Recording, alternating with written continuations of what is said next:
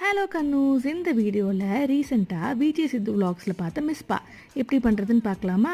Jam எடுத்து bottom லேயரில் நல்லா அப்ளை பண்ணி ஸ்ப்ரெட் பண்ணி விட்டுக்கோங்க. அதுக்கு மேலே பிரெட் ஸ்லைஸ் ஒன்று வச்சு 2 to 3 ஸ்பூன்ஸ் மில்கை நல்லா சோக் ஆகுற மாதிரி ஊற்றி விட்டுக்கோங்க.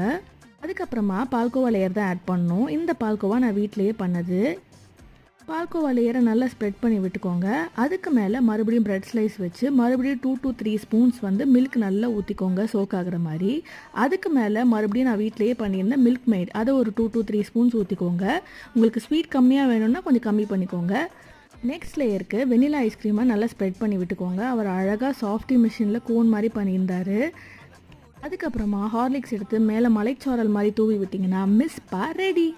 ரொம்ப ஸ்வீட்டான ஒரு ரெசிபி. ஸோ உங்களுக்கு ரொம்ப ஸ்வீட்னஸ் பிடிக்காதுன்னா மில்க் மேட் அண்ட் பால்கோவோட லெவல் கம்மி பண்ணிக்கோங்க. மற்றபடி எல்லாமே ரொம்ப பேலன்ஸ்டாக இருந்துச்சு.